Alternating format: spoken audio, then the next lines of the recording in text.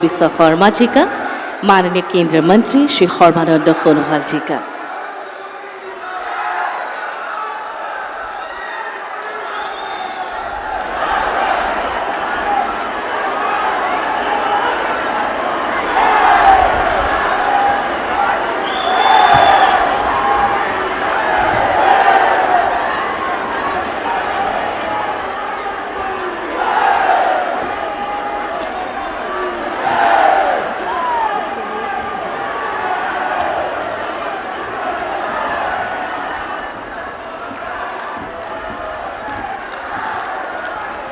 नमस्कार।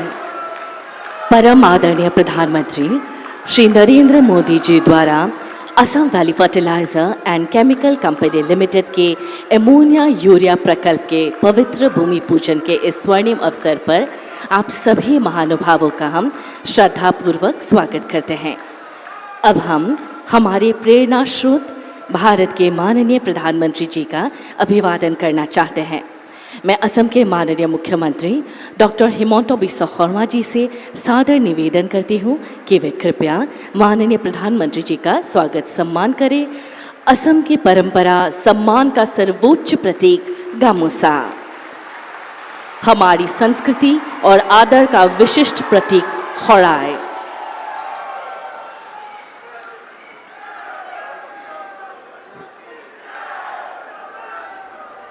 स्वर्गदेव साओलुंग सुकाफा जो बौर असम के निर्माण और एकता के मूल सूत्रधार है, उनकी प्रतिमा भी भेंट की जा रही है। विशिष्टता है कि उन्होंने असम के पवित्र धरती में नामरूप के तिपांग को ही पहला अस्थायी राजधानी बनाया था।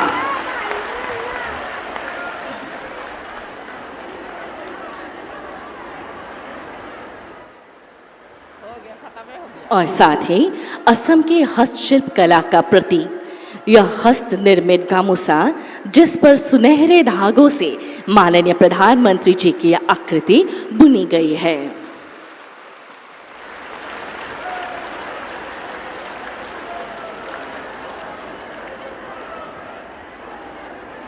आपका बहुत बहुत आभार महोदय। अब मैं विनम्र अनुरोध करती हूँ बंदरगाह नौ परिवहन एवं जलमार्ग के माननीय केंद्रीय मंत्री श्री सर्बानंद सोनोवाल जी से कि वे इस विशेष सभा में अपना स्वागत संबोधन प्रदान करें।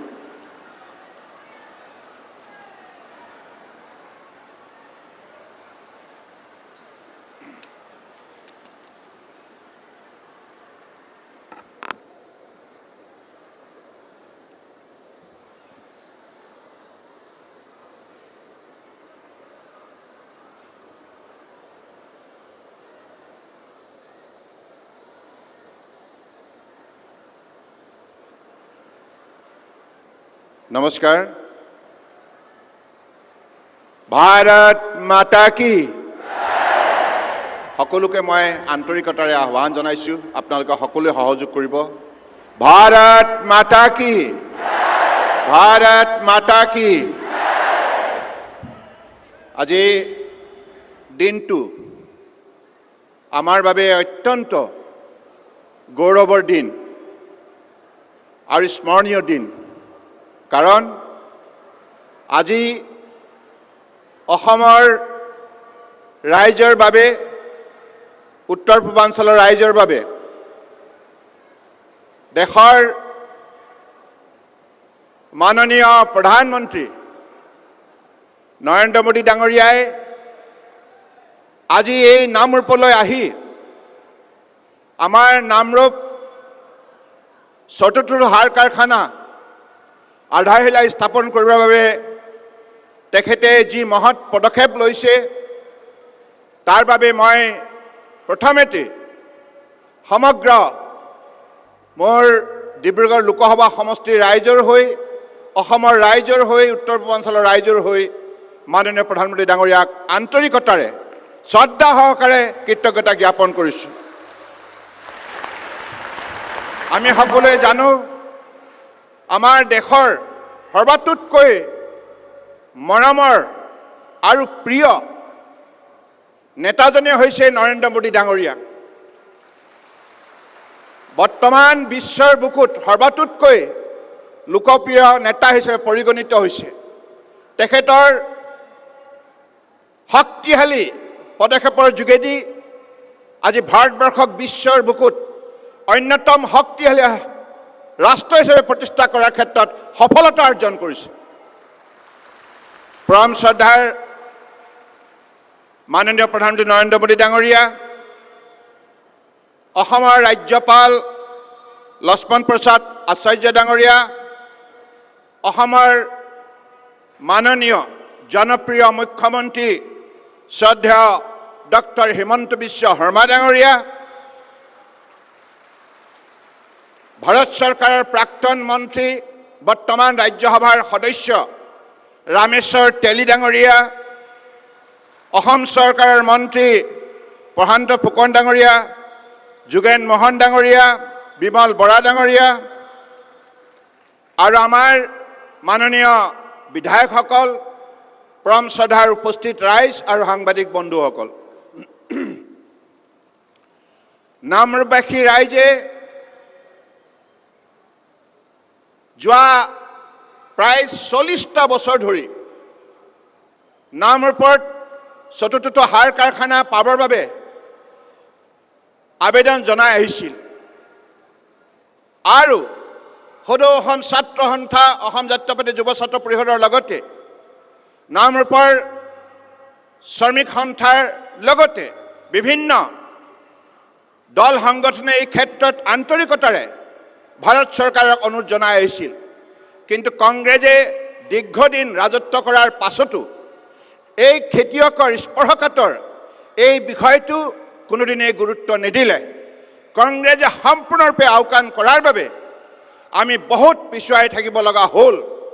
কিন্তু বৰ্তমান প্ৰধানমন্ত্ৰী নৰেন্দ্ৰ মোদী ডাঙৰীয়াই আন্তৰিকতাৰে অসম তথা উত্তৰ পূৰ্বাঞ্চলৰ খেতিয়কৰ ৰজা কথা আন্তৰিকতাৰে উপলব্ধি কৰি আজি তেখেতে নিজেই 10,000 কোটি টকা ব্যয় কৰি চতুৰ্থটো আজি নামৰূপ সাৰ কাৰখানা নিৰ্মাণৰ আধাৰশিলা কৰিবলৈ আহিছে।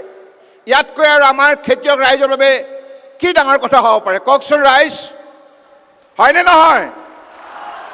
গতিকে মই অতদিনে যিসকল আমাৰ সংগঠনে এই ক্ষেত্ৰত আন্তৰিকতাৰে আবেদন জনাই আহিছিল, মই তেখেতসকলকো অভিনন্দন জনাইছোঁ। আৰু মই ভাবোঁ আমি সকলোৱে মিলি মাননীয় প্ৰধানমন্ত্ৰী ডাঙৰীয়াক আন্তৰিকতাৰে কৃতজ্ঞতা জ্ঞাপন কৰিব লাগে। সেইবাবে মই সকলোকে নিজৰ স্থানত থিয় হৈ হাততালি মাৰি নৰেন্দ্ৰ মোদী জিন্দাবাদ, নৰেন্দ্ৰ মোদী জিন্দাবাদ, নৰেন্দ্ৰ মোদী জিন্দাবাদ, নৰেন্দ্ৰ মোদী জিন্দাবাদ।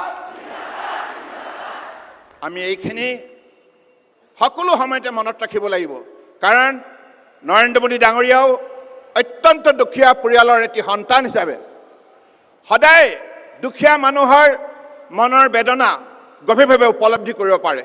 আৰু সেই উপলব্ধিৰে যোৱা 11 বছৰে ভাৰতবৰ্ষক আমাৰ শ্ৰমিক আৰু খেতিয়কৰ সকলো শ্ৰেণীৰ ৰাইজৰ উন্নয়নৰ বাবে নিৰন্তৰ যিবিলাক তেখেতে প্ৰচেষ্টা হাতত ল'লে আজি ফলপ্ৰসূ হ'ল, যাৰ ফলত আজি ভাৰতবৰ্ষৰ প্ৰতিগৰাকী নাগৰিকে সন্মান সহকাৰে জীৱন যাত্ৰা আগুৱাই নিবলৈ সক্ষম হ'ল।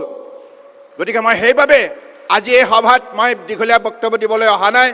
আমি সকলোৱে আগ্ৰহেৰে বাট চাই আছোঁ মাননীয় প্ৰধানমন্ত্ৰী নৰেন্দ্ৰ মোদী ডাঙৰীয়াৰ বক্তব্য শুনিবৰ বাবে। মই পুনৰবাৰ নামৰূপবাসীক ধন্যবাদ জনাইছোঁ আৰু আগন্তুক দিনত এই চতুৰ্থ যিটো প্লাণ্ট নিৰ্মাণৰ ক্ষেত্ৰত যাতে আপোনালোকে সকলোৱে আন্তৰিকতাৰে যাতে সহযোগিতা আগবঢ়াব পাৰে তাৰ বাবে আবেদন জনাইছোঁ। আৰু ইয়াৰ উৎপাদনৰ ফলত কেৱল উত্তৰ পূৰ্বাঞ্চলৰ বজাৰে যে সাৰ কাৰখানাই দখল কৰিব এনে নহয়, এই ইউৰিয়াই আমাৰ চুবুৰীয়া ৰাষ্ট্ৰত বিদেশতো বজাৰ সৃষ্টি কৰিব, যাৰ ফলত লাখ লাখ প্ৰত্যক্ষ আৰু পৰোক্ষভাৱে আমাৰ নিবনুৱা সংস্থাপন পাব। আৰু সেইবাবে সেই লক্ষ্যৰে এই সাৰ কাৰখানা নিৰ্মাণৰ বাবে পদক্ষেপ গ্ৰহণ কৰা হৈছে। আৰু লগতে এই মুহূৰ্তত মই এই কথাটোও ক'ম, মই স্থানীয় সাংসদ হিচাপে গৌৰৱান্বিত, কাৰণ মোৰ এতিয়াও মনত আছে 2006 চনত যেতিয়া UPA গভৰ্ণমেণ্ট আছিল, ডক্টৰ মনমোহন সিং ডাঙৰীয়া অসমৰ প্ৰতিনিধি হিচাপে তেখেতে প্ৰধানমন্ত্ৰীৰ দায়িত্বত আছিল আৰু সেই সময়তো তেখেতসকলে প্ৰতিশ্ৰুতি দিছিল যে এই সাৰ কাৰখানা তেখেতসকলে নিৰ্মাণ কৰিব, কিন্তু কংগ্ৰেছে সম্পূৰ্ণৰূপে আওকাণ কৰিলে। গতিকে এই কংগ্ৰেছক আপোনালোকে কেতিয়াও পাহৰি নাযাব। এই কংগ্ৰেছে যেনেধৰণে প্ৰতাৰণা কৰিলে অসমৰ খেতিয়কক, উত্তৰ পূৰ্বাঞ্চলৰ খেতিয়কক, ইয়াৰ বাবে আপোনালোকে তেখেতসকলক হেকনি দিবই লাগিব। দিবনে নাই? দিবনে নাই? গতিকে আজি এই শুভক্ষণত অসম চৰকাৰৰ মাননীয় মুখ্যমন্ত্ৰী ডক্টৰ হিমন্ত বিশ্ব শৰ্মা ডাঙৰীয়াক মই ধন্যবাদ জনাইছোঁ। কাৰণ অসম চৰকাৰো এই উদ্যোগটো নিৰ্মাণৰ ক্ষেত্ৰত যিখিনি তৎপৰতা দেখুৱালে তাৰ বাবে নিশ্চিতভাৱে আমি সকলোৱে তেখেতক ধন্যবাদ দিব লাগিব।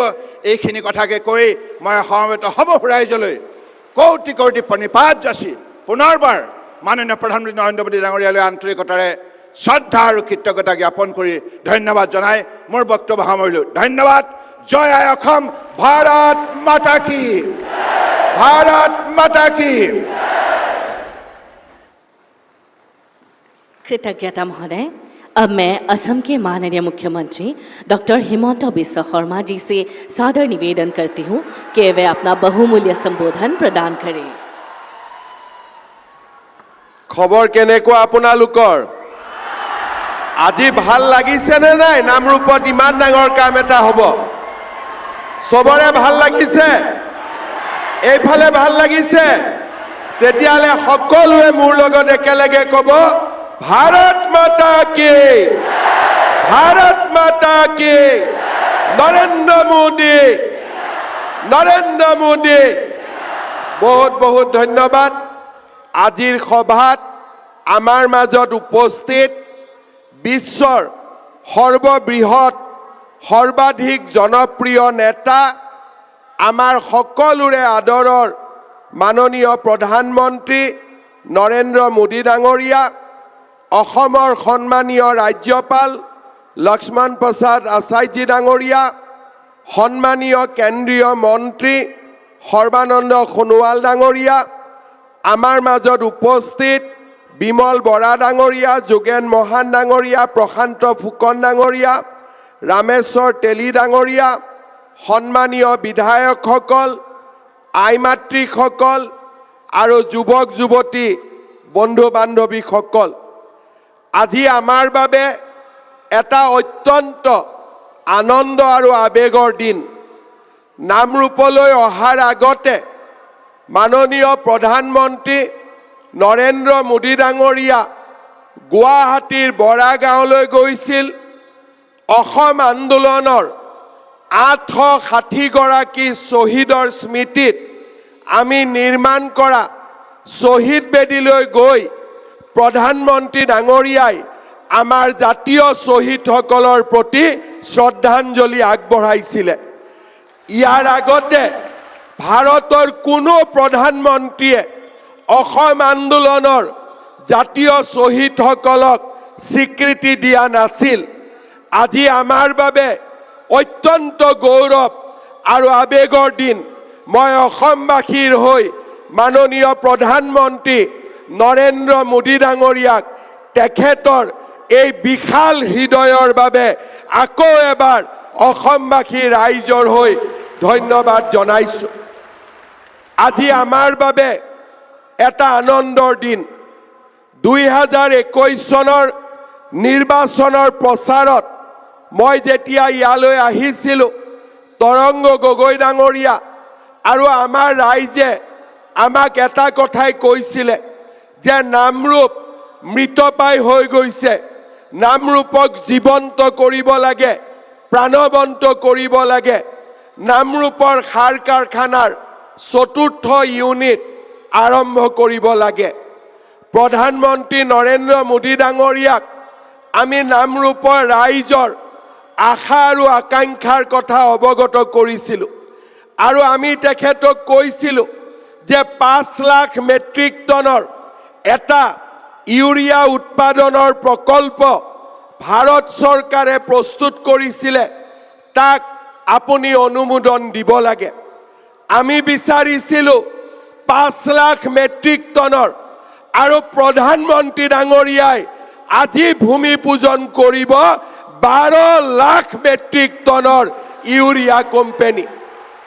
10,000 কোটি টকা ইয়াতে ব্যয় কৰা হ'ব আৰু অসমৰ ৰাইজৰ আবেগৰ প্ৰতি সন্মান জনাই আমাৰ ৰাজ্য চৰকাৰকো এই সমস্ত প্ৰকল্পত 40% অংশীদাৰ ল'বলৈ প্ৰধানমন্ত্ৰী ডাঙৰীয়াই আমাক সুযোগ দিছে। ইয়াৰ আগতে নুমলীগড় শোধানাগাৰতো 26% অংশীদাৰিত্ব ল'বলৈ প্ৰধানমন্ত্ৰী ডাঙৰীয়াই আমাক সুযোগ দিছিলে।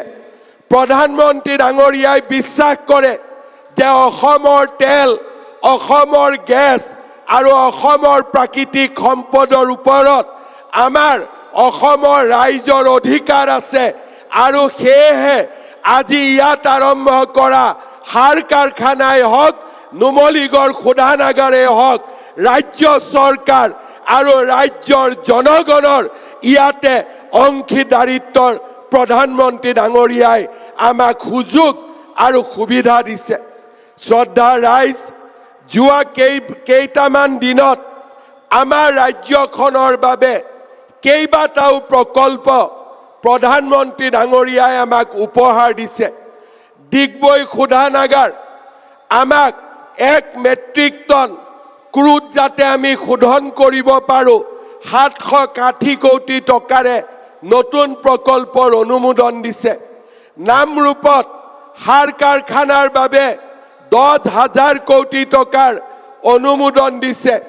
নুমলীগড় ৰিফাইনেৰীক আজি বাঁহৰ পৰা ইথানেল, পলিপ্ৰপেলিন আৰু 9 মেট্ৰিক টনলৈকে আজি উন্নত কৰিবৰ বাবে প্ৰায় 40,000 কোটি টকা প্ৰধানমন্ত্ৰী ডাঙৰীয়াই অনুমোদন দিছে।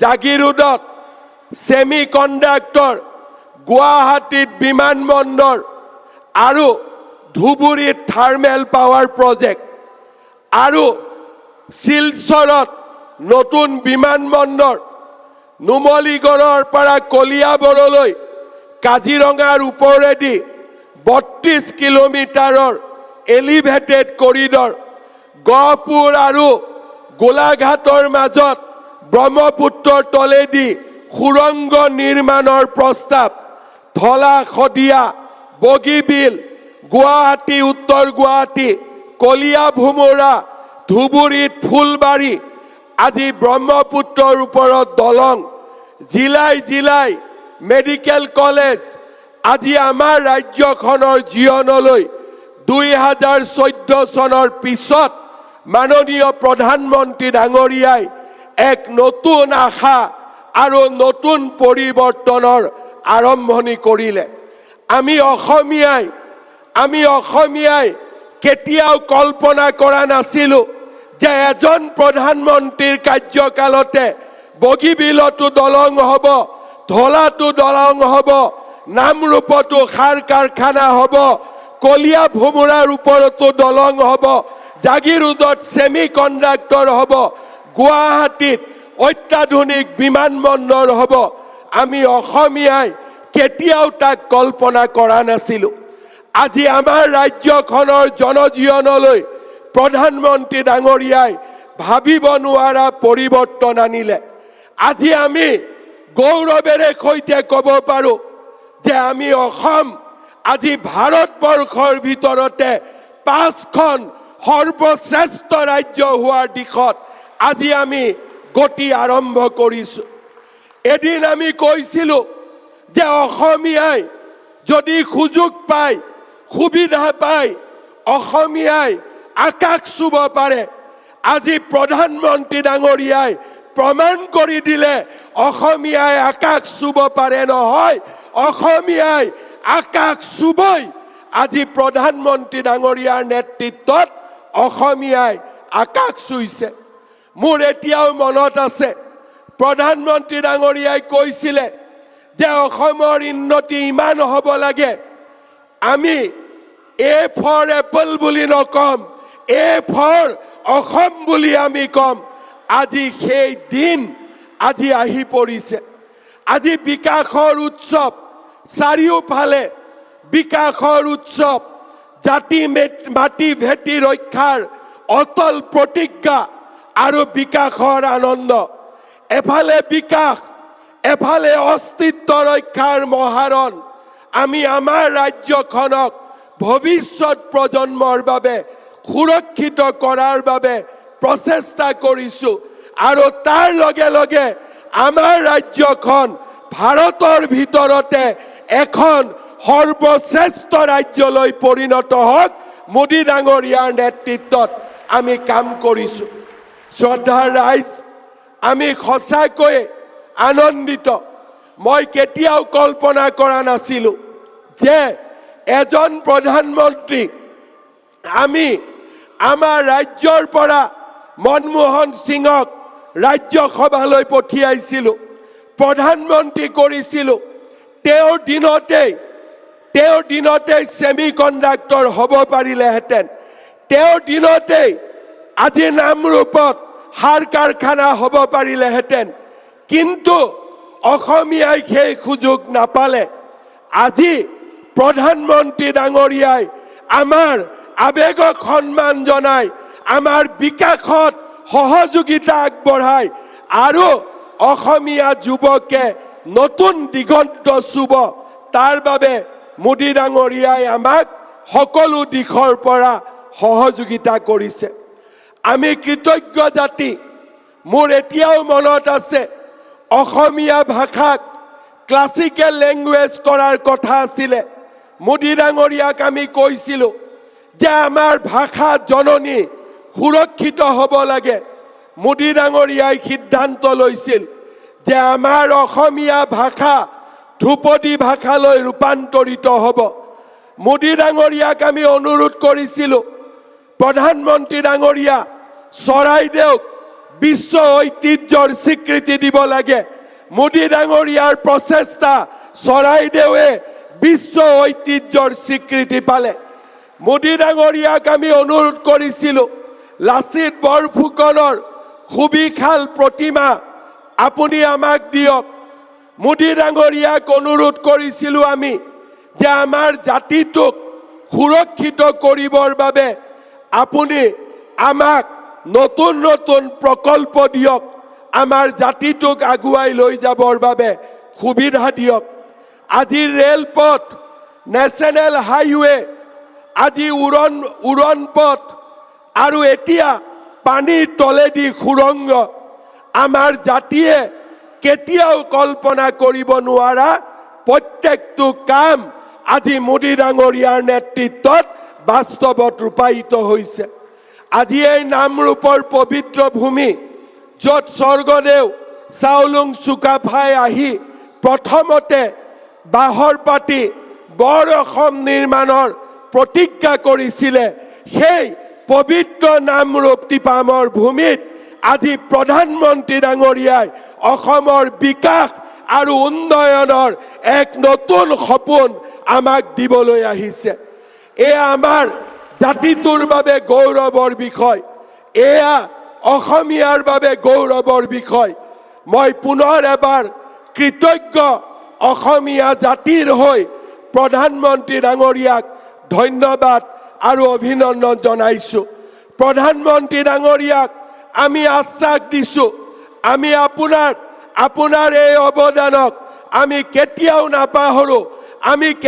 নাপাহৰো যে নৰেন্দ্ৰ মোদী প্ৰধানমন্ত্ৰী থকাৰ সময়তে আমাৰ জাতিটোৰ নৱজাগৰণৰ সৃষ্টি হৈছিল আমি কৃতজ্ঞ অসমীয়া জাতিয়ে সদায় আপোনাক মনত ৰাখিম মই নামৰূপ উজনিৰ ৰাইজক অভিনন্দন জনাম যে আমাৰ সপোনবিলাক আজি পূৰণ হোৱাৰ পথত আগবাঢ়িছে ডিব্ৰুগড় অসমৰ দ্বিতীয় ৰাজধানী হোৱাৰ পথত আজি নামৰূপৰ ইউৰিয়া কাৰখানা আমাৰ ডিগবৈ তেল শোধনাগাৰৰ কেপাচিটি ইনক্ৰিজ আমি যিমানবিলাক আপোনালোকক প্ৰতিশ্ৰুতি দিছিলো আজি প্ৰত্যেকটো প্ৰতিশ্ৰুতি আমি ৰক্ষা কৰিছো আৰু মই বিশ্বাস কৰো যে আপোনালোকে অনাগত দিনত আমাক আশীৰ্বাদ কৰিব মোদী ডাঙৰীয়াক আশীৰ্বাদ কৰিব যাতে অসমৰ উন্নয়নৰ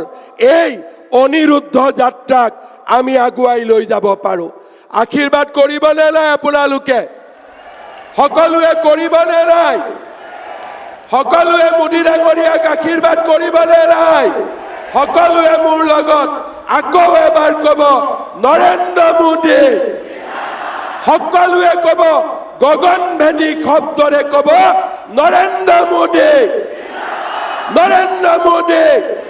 ভাৰত মাতা কি, ভাৰত মাতা কি, ভাৰত মাতা কি। বহুত বহুত ধন্যবাদ। জয় হিন্দ, বন্দে मातरम। आपके सशक्त नेतृत्व में असम को प्रगति की एक नई दिशा दी है और नए क्षितिजों की ओर अग्रसर है। धन्यवाद महोदय। असम के औद्योगिक एवं कृषि परिदृश्य को एक नई ऊंचाई देने हेतु मैं परम आदरणीय माननीय प्रधानमंत्री जी से विनम्र प्रार्थना करती हूँ कि वे अपने पावन कर कमलों द्वारा रिमोट का बटन दबाकर Assam valley fertiliser and chemical company limited के अमोनिया यूरिया प्रकल्प के भूमि पूजन का विधिवत शुभारंभ करने की कृपा करें।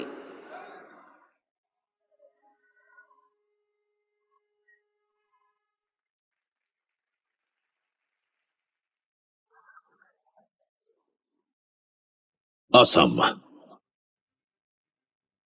मेहनत, साहस और समृद्ध विरासत की धरती, जहां इतिहास भी गौरवशाली है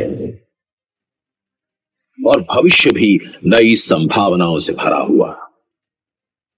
आज असम तेजी से आगे बढ़ रहा है। इंफ्रास्ट्रक्चर, उद्योग, रोजगार और कृषि, हर क्षेत्र में विकास की नई गति दिखाई दे रही है। इसी विकास यात्रा में नामरूप असम की औद्योगिक पहचान का एक महत्वपूर्ण केंद्र रहा है। एक समय नामरूप को असम का फर्टिलाइजर पावर हाउस कहा जाता था, जहां नामरूप फर्टिलाइजर प्लांट 1 और प्लांट 2 ने राज्य की कृषि को मजबूती दी और अर्थव्यवस्था को सहारा दिया। लेकिन समय के साथ तकनीक पुरानी हुई और इन प्लांट्स को बंद करना पड़ा। ये नामरूप और असम दोनों के लिए एक कठिन दौर था। असम के लोग तैयार थे, बस उद्योग को नई ताकत और नई तकनीक की जरूरत थी। इसी निर्णायक क्षण पर प्रधानमंत्री श्री नरेंद्र मोदी ने आत्मनिर्भर भारत और विकसित भारत 2047 का स्पष्ट विजन देश के सामने रखा, जिसका एक अहम लक्ष्य है भारत को उर्वरकों के क्षेत्र में आत्मनिर्भर बनाना और किसानों की खाद्य सुरक्षा को मजबूत करना। एक राष्ट्र के लिए आत्मसम्मान की सबसे बड़ी कसौटी आज भी उसकी आत्मनिर्भरता है। और मेरे प्यारे देशवासियों, विकसित भारत का आधार भी है आत्मनिर्भर भारत। प्रधानमंत्री के इसी विजन से प्रेरित होकर असम के मुख्यमंत्री डॉक्टर हिमंत बिस्वा शर्मा जी ने नामरूप को पुनः औद्योगिक विस्तार की राह पर अग्रसर करने हेतु एक प्रस्ताव केंद्रीय मंत्रिमंडल के समक्ष रखा। इस क्रम में एक नई अत्याधुनिक यूरिया फैक्ट्री की योजना प्रस्तुत की गई, जिसे केंद्रीय मंत्रिमंडल ने स्वीकृति प्रदान की। जुलाई 2025 में AVFCCL, Assam valley fertiliser and chemical company limited का गठन हुआ। यानी करीब 560 बीघा भूमि पर स्थापित होने वाली ये नई फैक्ट्री हर वर्ष 12.7 लाख मीट्रिक टन यूरिया का उत्पादन करेगी। 10,601 करोड़ रुपए के निवेश के साथ ये परियोजना उत्तर पूर्व भारत की सबसे बड़ी यूरिया फैक्ट्री बनने जा रही है। ये परियोजना 400 से अधिक प्रत्यक्ष और 2,500 से अधिक अप्रत्यक्ष रोजगार के अवसर पैदा करेगी। आज प्रधानमंत्री श्री नरेंद्र मोदी जी नामरूप में स्थापित होने वाले इस नए खाद प्लांट का भूमि पूजन कर रहे हैं। यही है आत्मनिर्भर असम और यही है विकसित भारत की ओर बढ़ता हुआ उत्तर पूर्व। करतल ध्वनि से हमारे प्रेरणा स्रोत माननीय प्रधानमंत्री जी का हम सहृदय आभार व्यक्त करते हैं। अब मैं सादर निवेदन करती हूँ परम आदरणीय माननीय प्रधानमंत्री श्री नरेंद्र मोदी जी से कि वे अपने आशीर्वचन एवं ओजस्वी संबोधन से हम सभी का मार्गदर्शन करने की कृपा करें।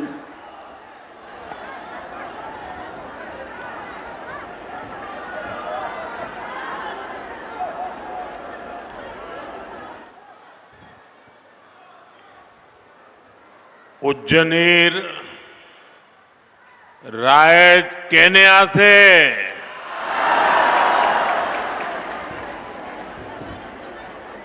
आपुना लुकोलोय मोर आंतरिक मोरम आरु श्रद्धा जाजिसो असम के गवर्नर लक्ष्मण प्रसाद आचार्य जी, मुख्यमंत्री हेमंता बिस्वा शर्मा जी, केंद्र में मेरे सहयोगी और यहीं के आपके प्रतिनिधि असम के पूर्व मुख्यमंत्री सर्बानंद सोनोवाल जी, असम सरकार के मंत्रीगण, सांसद, विधायक, अन्य महानुभाव और विशाल संख्या में आए हुए हम सबको आशीर्वाद देने के लिए आए हुए मेरे सभी भाई और बहनों, जितने लोग पंडाल में हैं उससे ज्यादा मुझे वहां बाहर दिखते हैं।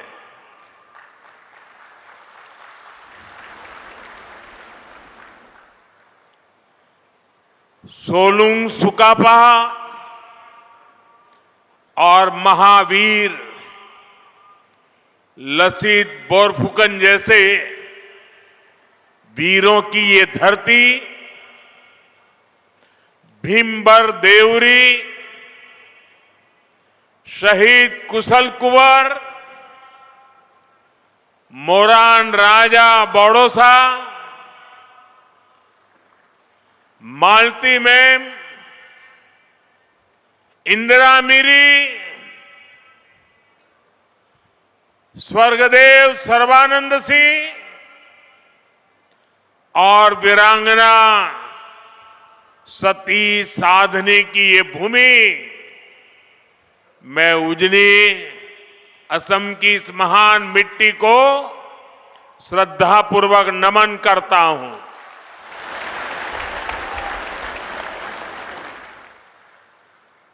साथियों, मैं देख रहा हूं सामने दूर दूर तक आप सब इतनी बड़ी संख्या में अपना उत्साह, अपना उमंग, अपना स्नेह बरसा रहे हैं और खासकर मेरी माताएं बहनें इतनी विशाल संख्या में आप जो प्यार और आशीर्वाद लेकर आई हैं, ये हमारी सबसे बड़ी शक्ति है, सबसे बड़ी ऊर्जा है, एक अद्भुत अनुभूति है। मेरी बहुत सी बहनें असम के चाय बागानों की खुशबू लेकर यहां उपस्थित है। चाय की ये खुशबू मेरे और असम के रिश्तों में एक अलग ही एहसास पैदा करती है। मैं आप सभी को प्रणाम करता हूं। इस स्नेह और प्यार के लिए मैं हृदय से आप सबका आभार व्यक्त करता हूं। साथियों, आज असम और पूरे नॉर्थ ईस्ट के लिए बहुत बड़ा दिन है। नामरूप और डिब्रूगढ़ को लंबे समय से जिसका इंतजार था, वो सपना भी आज पूरा हो रहा है। आज इस पूरे इलाके में औद्योगिक प्रगति का नया अध्याय शुरू हो रहा है। अभी थोड़ी देर पहले मैंने यहां अमोनिया यूरिया फर्टिलाइजर प्लांट का भूमि पूजन किया है। डिब्रूगढ़ आने से पहले गुवाहाटी में एयरपोर्ट के एक टर्मिनल का उद्घाटन भी हुआ है। आज हर कोई कह रहा है, असम विकास की एक नई रफ्तार पकड़ चुका है। मैं आपको बताना चाहता हूं, अभी आप जो देख रहे हैं, जो अनुभव कर रहे हैं, ये तो एक शुरुआत है।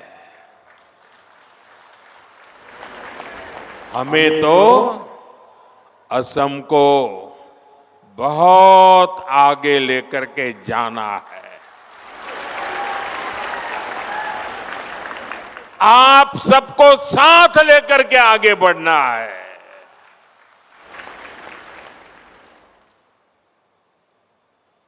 असम की जो ताकत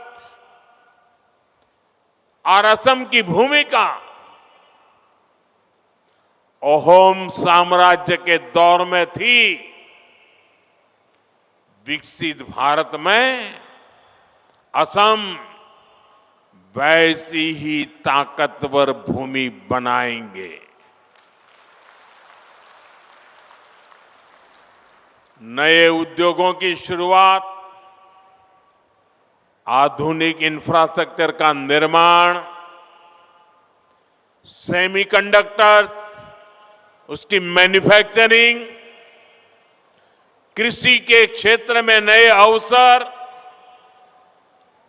टी गार्डन्स और उनके वर्कर्स की उन्नति,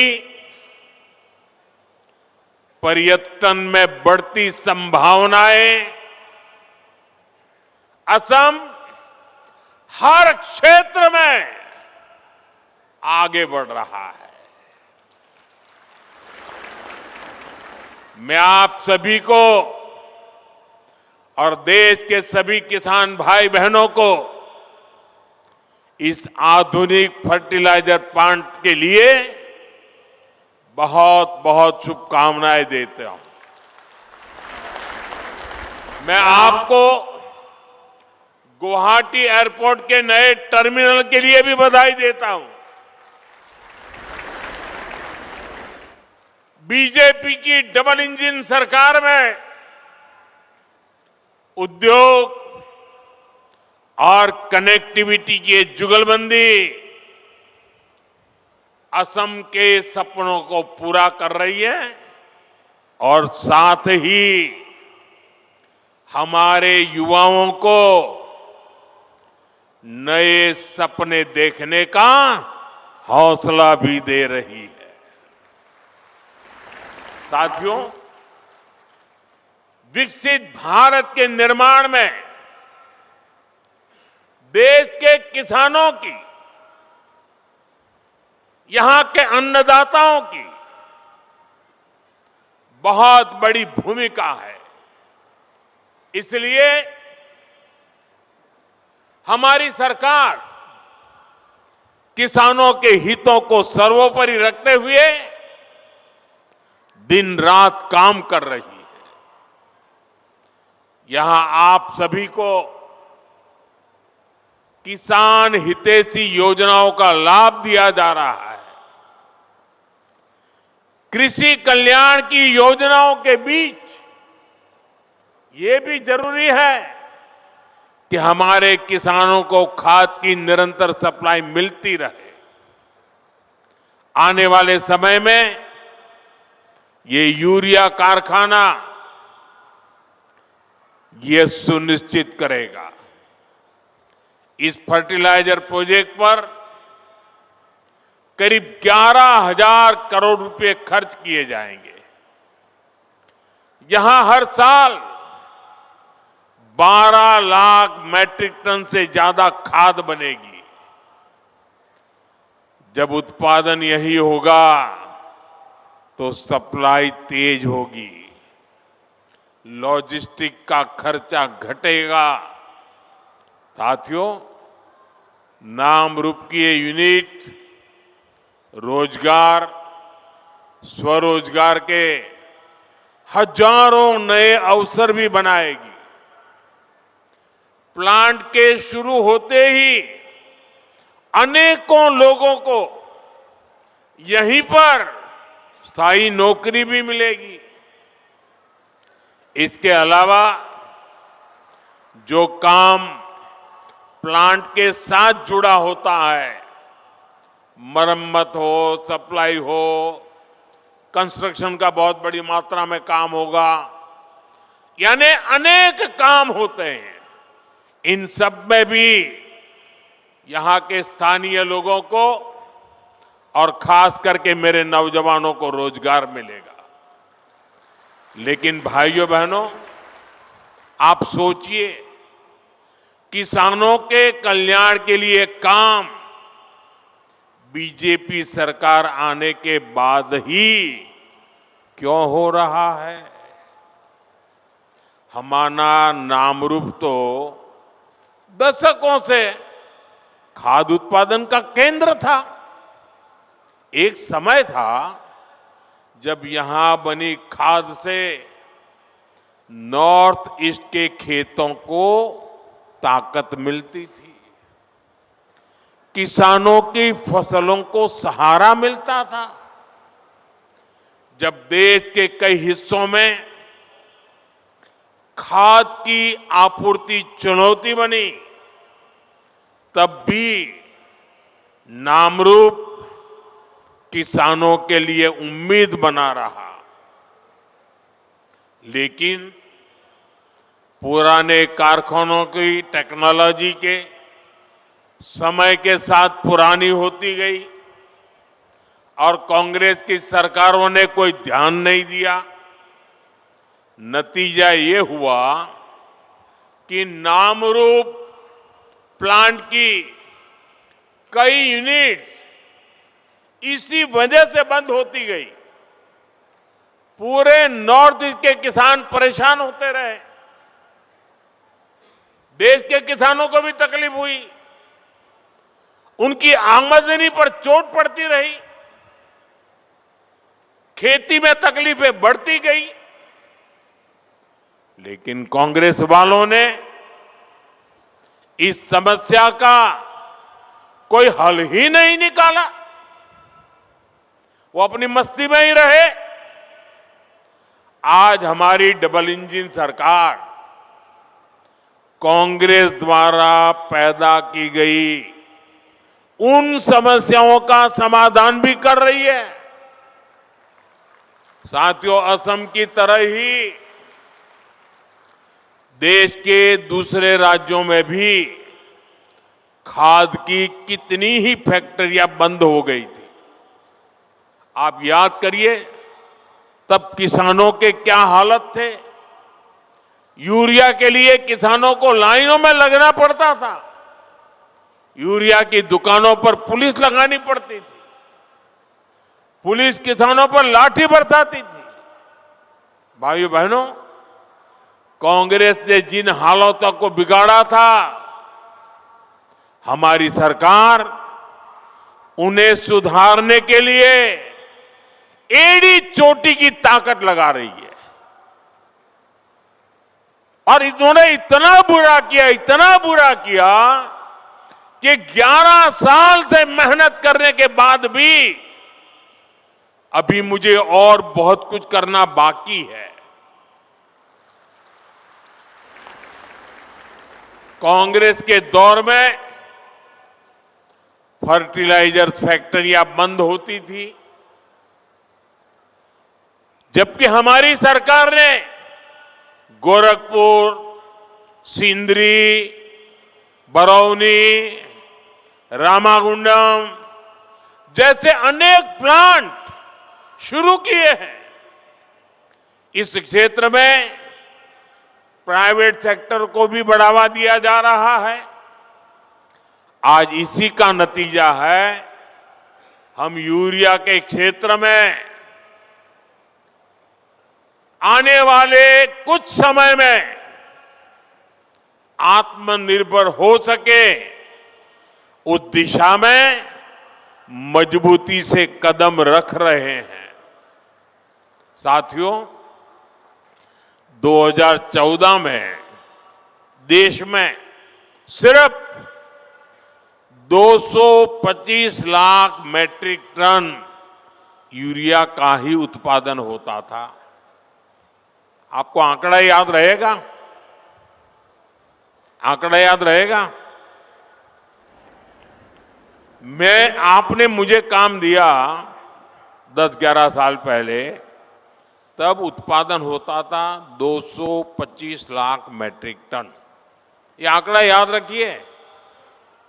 पिछले 10-11 साल की मेहनत में हमने उत्पादन बढ़ा करके करीब 306 लाख मैट्रिक टन तक पहुंच चुका है। लेकिन हमें यहां रुकना नहीं है, क्योंकि अभी भी बहुत करने की जरूरत है। जो काम उनको उस समय करना था नहीं किया, और इसलिए मुझे थोड़ा एक्स्ट्रा मेहनत करनी पड़ रही है। और अभी हमें हर साल करीब 380 लाख मैट्रिक टन यूरिया की जरूरत पड़ती है। हम 306 पर पहुंचे हैं, 70-80 और करना है।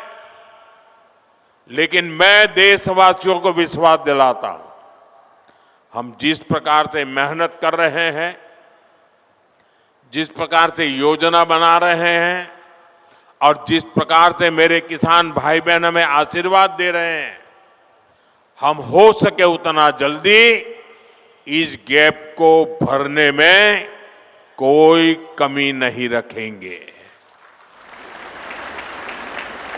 और भाइयों बहनों, मैं आपको एक और बात बताना चाहता हूं। आपके हितों को लेकर हमारी सरकार बहुत ज्यादा संवेदनशील है। जो यूरिया हमें महंगे दामों पर विदेशों से मंगाना पड़ता है, हम उसकी भी चोट अपने किसानों पर नहीं पड़ने देते। बीजेपी सरकार सब्सिडी देकर वो भार सरकार खुद उठाती है। भारत के किसानों को सिर्फ 300 रुपए में यूरिया की बोरी मिलती है। उस एक बोरी के बदले भारत सरकार को दूसरे देशों को, जहां से हम बोरी लाते हैं, करीब करीब 3,000 रुपया देना पड़ता है। अब आप सोचिए, हम लाते हैं 3,000 में और देते हैं 300 में। ये सारा बोझ देश के किसानों पर हम नहीं पड़ने देते। ये सारा बोझ सरकार खुद भरती है, ताकि मेरे देश के किसान भाई बहनों पर बोझ न आए। लेकिन मैं किसान भाई बहनों को भी कहूंगा कि आपको भी मेरी मदद करनी होगी। और वो मेरी मदद है इतना ही नहीं, मेरे किसान भाई बहन आपकी भी मदद है। और वो है ये धरती माता को बचाना। हम धरती माता को अगर नहीं बचाएंगे तो यूरिया की कितने ही थैले डाल दे, ये धरती मां हमें कुछ नहीं देगी। और इसलिए जैसे शरीर में बीमारी हो जाए तो दवाई भी हिसाब से लेनी पड़ती है। 2 गोली की जरूरत है, 4 गोली खा लें तो शरीर को फायदा नहीं, नुकसान हो जाता है। वैसा ही ये धरती मां को भी अगर हम जरूरत से ज्यादा, पड़ोस वाला ज्यादा बोरी डालता है इसलिए मैं भी बोरी डाल दूं, इस प्रकार से अगर करते रहेंगे तो ये धरती मां हमसे रूठ जाएगी। यूरिया खिला खिला करके हमें धरती माता को मारने का कोई हक नहीं है। ये हमारी मां है, हमें उस मां को भी बचाना है। साथियों, आज बीज से बाजार तक भाजपा सरकार किसानों के साथ खड़ी है। खेत के काम के लिए सीधे खाते में पैसे पहुंचाए जा रहे हैं ताकि किसान को उधार के लिए भटकना न पड़े। अब तक पीएम किसान सम्मान निधि के लगभग 4 लाख करोड़ रुपए किसानों के खाते में भेजे गए हैं। आंकड़ा याद रहेगा? भूल जाएंगे? 4 लाख करोड़ रुपया मेरे देश के किसानों के खाते में सीधे जमा किए हैं।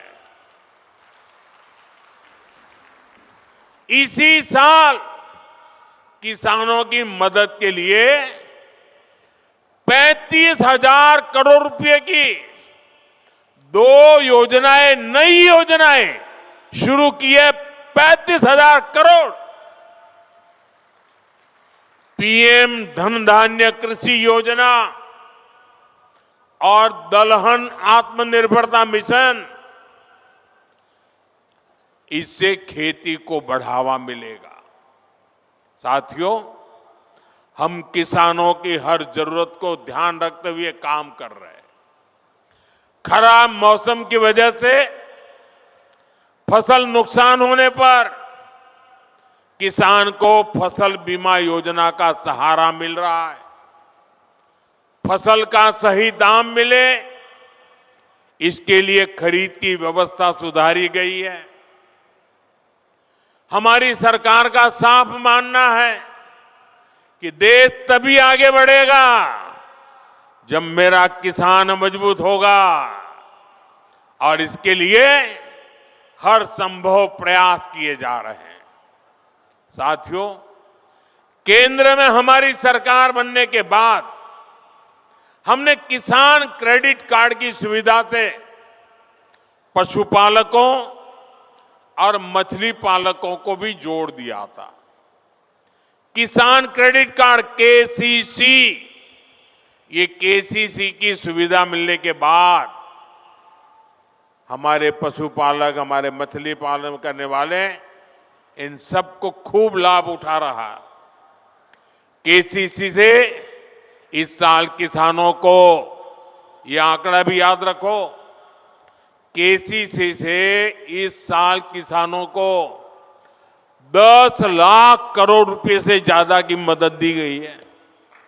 10 लाख करोड़ रुपया। बायो फर्टिलाइजर पर जीएसटी कम होने से भी किसानों को बहुत फायदा हुआ है। भाजपा सरकार भारत के किसानों को नेचुरल फार्मिंग के लिए भी बहुत प्रोत्साहन दे रही है। और मैं तो चाहूंगा असम के अंदर कुछ तहसील ऐसे आने चाहिए आगे जो 100% नेचुरल फार्मिंग करते हैं। आप देखिए, हिंदुस्तान को आसाम दिशा दिखा सकता है। आसाम का किसान देश को दिशा दिखा सकता है। हमने नेशनल मिशन और नेचुरल फार्मिंग शुरू की। आज लाखों किसान इससे जुड़ चुके हैं। बीते कुछ सालों में देश में 10,000 किसान उत्पाद संघ एफपीओज बने हैं। नॉर्थ ईस्ट को विशेष ध्यान में रखते हुए हमारी सरकार ने खाद्य तेलों, पाम ऑयल से जुड़ा मिशन भी शुरू किया है। ये मिशन भारत को खाद्य तेल के मामले में आत्मनिर्भर तो बनाएगा ही, यहां के किसानों की आय भी बढ़ाएगा। साथियों, यहां इस क्षेत्र में बड़ी संख्या में हमारे टी गार्डन वर्कर्स भी हैं। ये भाजपा की ही सरकार है जिसने असम के 7.5 लाख टी गार्डन वर्कर्स के जनधन बैंक खाते खुलवाए। अब बैंकिंग व्यवस्था जुड़ने की वजह से इन वर्कर्स के बैंक खातों में सीधे पैसे भेजे जाने की सुविधा मिली है। हमारी सरकार टी गार्डन वाले क्षेत्रों में स्कूल, रोड, बिजली, पानी, अस्पताल की सुविधाएं बढ़ा रही है। साथियों, हमारी सरकार सबका साथ, सबका विकास के मंत्र के साथ आगे बढ़ रही है। हमारा ये विजन देश के गरीब वर्ग के जीवन में बहुत बड़ा बदलाव लेकर आया है। पिछले 11 वर्षों में हमारे प्रयासों से, योजनाओं को धरती पर उतारने के कारण 25 करोड़ लोग, यह आंकड़ा भी याद रखना, 25 करोड़ लोग गरीबी से बाहर निकले हैं। देश में एक न्यू मिडिल क्लास तैयार हुआ है। ये इसलिए हुआ है क्योंकि बीते वर्षों में भारत के गरीब परिवारों के जीवन स्तर में निरंतर सुधार हुआ है। कुछ ताजे आंकड़े आए हैं जो भारत में हो रहे बदलाव के प्रतीक हैं। साथियों, और मीडिया में ये सारी चीजें बहुत कम आती है और इसलिए मैं आपसे आग्रह करता हूं, मैं जो बातें बताता हूं जरा याद रख करके औरों को बताना। साथियों, पहले गांवों के सबसे गरीब परिवारों में 10 परिवार में से एक के पास 22 बाइक तक होती नहीं थी। 10 में से एक के पास भी नहीं होती। अभी जो सर्वे आए हैं, अब गांव में रहने वाले करीब करीब आधे परिवारों के पास बाइक या कार होती है। इतना ही नहीं, मोबाइल फोन तो लगभग हर घर में पहुंच चुके हैं। फ्रिज जैसी चीजें जो पहले लग्जरी मानी जाती थी, अब ये हमारे न्यू मिडिल क्लास के घरों में भी नजर आने लगी है। आज गांवों की रसोई में भी वो जगह बना चुका है। नए आंकड़े बता रहे हैं कि स्मार्टफोन के बावजूद गांव में टीवी रखने का चलन भी बढ़ रहा है। ये बदलाव अपने आप में नहीं हुआ। ये बदलाव इसलिए हुआ है क्योंकि आज देश का गरीब सशक्त हो रहा है। दूर दराज के क्षेत्रों में रहने वाले गरीब तक भी विकास का लाभ पहुंचने लगा है। साथियों, भाजपा की डबल इंजन सरकार गरीबों, आदिवासियों, युवाओं और महिलाओं की सरकार है। इसलिए हमारी सरकार असम और नॉर्थ ईस्ट में दशकों की हिंसा खत्म करने में जुटी है।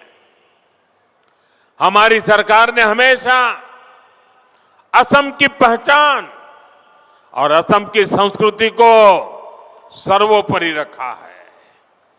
भाजपा सरकार असमिया गौरव के प्रतीकों को हर मंच पर हाईलाइट करती है। इसलिए हम गर्व से महावीर लसित बोरफुकन की 125 फीट की प्रतिमा बनाते हैं। हम असम के गौरव भूपेन हजारिका की जन्म शताब्दी का वर्ष मनाते हैं। हम असम की कला और शिल्प को, असम के गोमोशा को दुनिया में पहचान दिलाते हैं। अभी कुछ दिन पहले ही रशिया के राष्ट्रपति श्रीमान पुतिन यहां आए थे। जब दिल्ली में आए तो मैंने बड़े गर्व के साथ उनको असम की ब्लैक टी गिफ्ट किया था।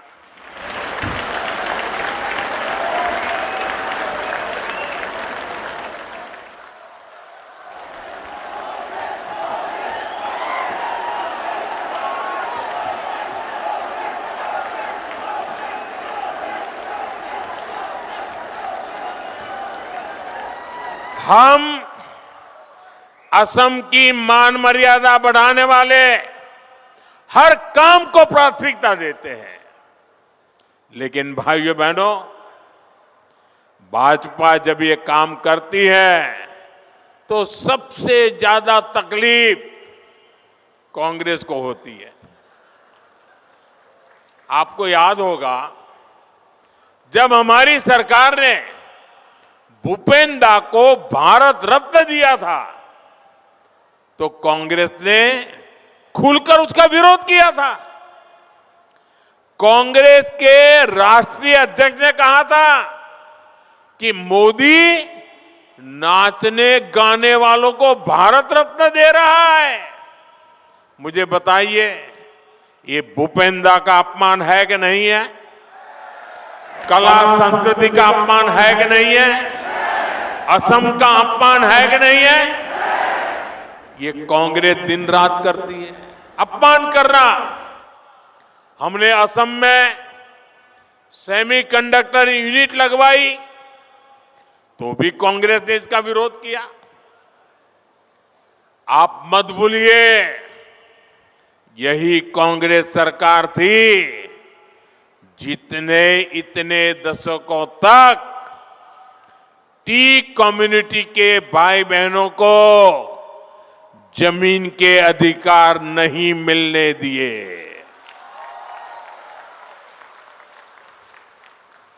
बीजेपी की सरकार ने उन्हें जमीन के अधिकार भी दिए और गरिमापूर्ण जीवन भी दिया। और मैं तो चाय वाला हूं, मैं नहीं करूंगा तो कौन करेगा?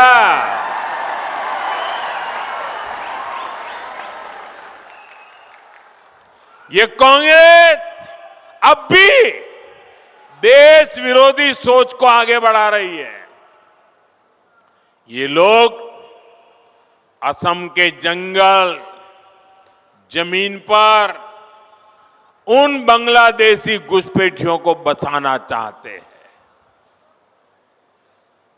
जिनसे उनको वोट बैंक मजबूत होता है।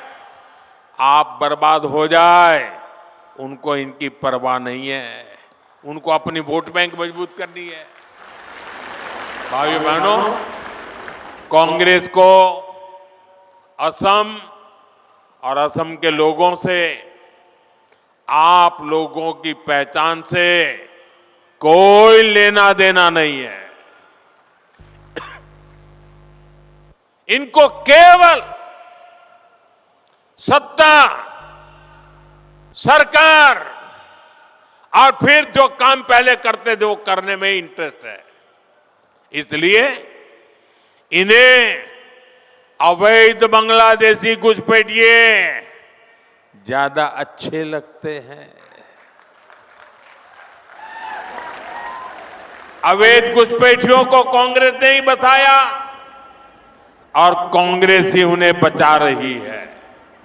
इसलिए कांग्रेस पार्टी वोटर लिस्ट के शुद्धिकरण का विरोध कर रही है।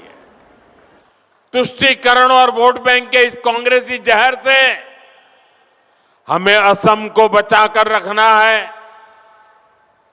मैं आज आपको एक गारंटी देता हूं, असम की पहचान और असम के सम्मान की रक्षा के लिए भाजपा, बीजेपी फौलाद बनकर आपके साथ खड़ी है।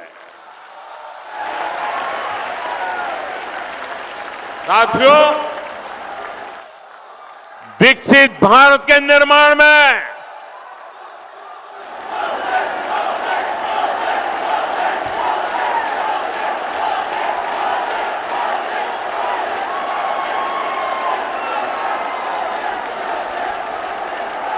आपके आशीर्वाद यही मेरी ताकत है।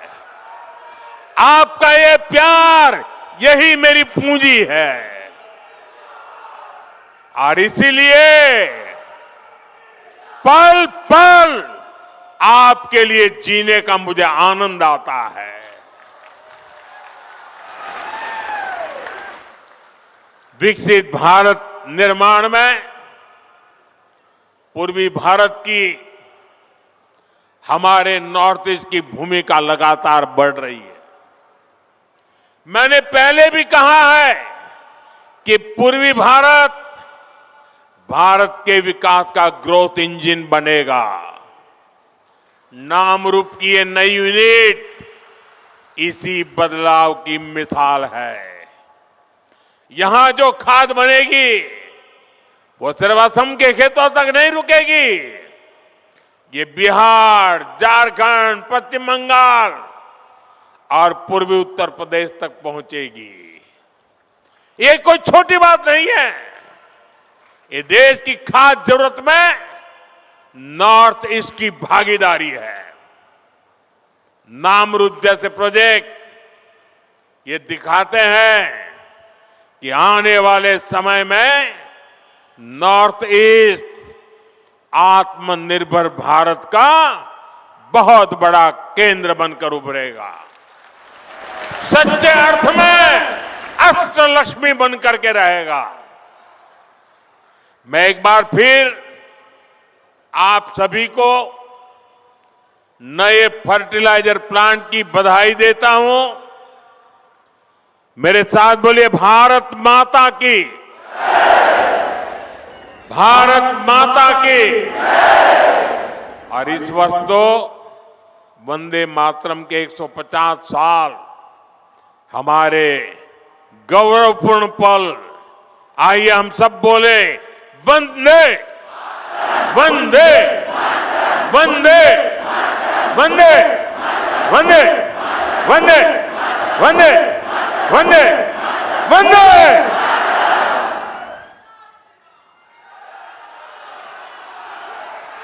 आपका तेजस्वी मार्गदर्शन और गरिमामयी उपस्थिति हमारे लिए अत्यंत प्रेरणादायक रही है। आपके इन मूल्यवान विचारों ने न केवल इस अवसर को एक ऐतिहासिक गौरव प्रदान किया है, बल्कि विकसित भारत के दृढ़ संकल्प को एक नई ऊर्जा और दिशा भी दी है।